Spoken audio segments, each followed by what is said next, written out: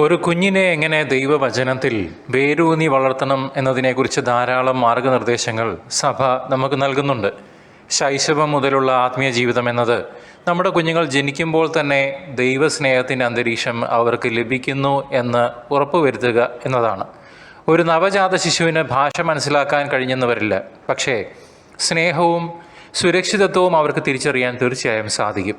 മാതാപിതാക്കളുടെ പ്രാർത്ഥന, ദൈവവചനം വായിച്ച് കേൾപ്പിക്കുന്നത്, ക്രിസ്തീയ ഗാനങ്ങൾ, പാട്ടുകൾ കേൾപ്പിക്കുന്നത് എന്നിവയെല്ലാം ഒരു കുഞ്ഞിൻ്റെ ആത്മീയ വളർച്ചയുടെ ആദ്യ പടികളാണ്.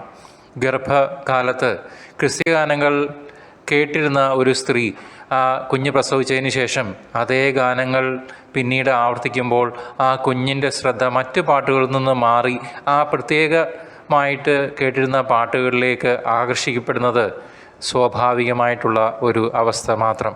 അത് ശാസ്ത്രീയമായി തെളിയിക്കപ്പെട്ടതാണ്. ഇന്ന് പലരും അതുമായിട്ട് ബന്ധപ്പെട്ട യൂട്യൂബുകളൊക്കെ ഷെയർ ചെയ്യുന്നുണ്ട്. അത് സ്വാഭാവികത മാത്രമാണ്. നിങ്ങളുടെ സ്വകാര്യ ജീവിതത്തിലെ ആത്മീയത നിങ്ങളുടെ കുഞ്ഞിൻ്റെ ജീവിതത്തെ എങ്ങനെ സ്വാധീനിക്കുന്നു എന്നത് തിരിച്ചറിയേണ്ടത് വളരെ പ്രധാനമാണ്. നിങ്ങൾ എങ്ങനെയാണ് നിങ്ങളുടെ വിശ്വാസം പ്രായോഗികമാക്കുന്നത് എന്ന് കുഞ്ഞുങ്ങൾ നിരീക്ഷിച്ചുകൊണ്ടേയിരിക്കും. കാരണം അവർ മാഗ്നറ്റ്സ് ആണ്, വെരി പവർഫുൾ മാഗ്നറ്റ്സ്. വീട്ടിൽ കാണുന്നതും പറയുന്നതും ചെയ്യുന്നതും അതുപോലെ അവർ ഒപ്പിയെടുക്കും, അതുപോലെ അവർ റെപ്രസെൻ്റ് ചെയ്യും. ദൈനംദിന ജീവിതത്തിൽ നിങ്ങൾ ദൈവത്തോട് സംസാരിക്കുന്നതും ദൈവവചനത്തെക്കുറിച്ച് മറ്റുള്ളവരോട് പറയുന്നതും കുടുംബത്തിൽ പറയുന്നതും ദൈവത്തെ സ്തുതിക്കുന്നതും കുഞ്ഞുങ്ങൾ കാണുകയും കേൾക്കുകയും ചെയ്യുമ്പോൾ അവരുടെ മനസ്സിൽ ദൈവത്തെക്കുറിച്ചുള്ള ചിത്രം സ്വാഭാവികമായി രൂപപ്പെടുന്നു. ഒരു നവജാത ശിശുവിനെ പോലെ ദൈവവചനം എന്ന നിർമ്മലമായ പാൽ ആഗ്രഹിക്കുവാനുള്ള ആത്മീയ തീവ്രതയാണ് വിശ്വാസികൾക്ക് വേണ്ടതെന്ന് പത്രോസ്ലീഹ നമ്മെ ഓർമ്മിപ്പിക്കുന്നു.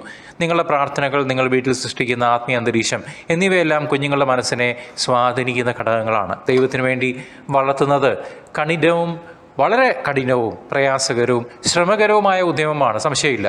എന്നാൽ അത് ശാശ്വതവും ആത്മാവിനെ വിശദീകരിക്കുന്ന കർമ്മവുമാകുന്നു. അങ്ങനെയല്ലാതെ ഉള്ള ജീവിതങ്ങളിൽ മൊബൈൽ ഫോണിൽ സമയം കളഞ്ഞും ടിവിയിലും വീഡിയോ ഗെയിമിലും അമിത സമയം ചെലവഴിച്ചും ഒന്നുമില്ലാത്ത ജീവിതങ്ങളായി മാറുന്നു. അതിന് നാം ഓരോരുത്തരും ഉത്തരവാദികളാണെന്ന് മറക്കണ്ട. സ്നേഹബന്ധങ്ങളെ നിഷേധിച്ചുള്ള സ്വകാര്യ ലൗകിക സ്വാർത്ഥ ലക്ഷ്യങ്ങൾ മാതാപിതാക്കളില്ലാതെ വളരുന്ന കുട്ടികളെ പല വിധങ്ങളായ മടങ്ങി വരുവാൻ സാധിക്കാത്ത ദുരിതത്തിലേക്ക് ആഴ്ത്തുന്നു.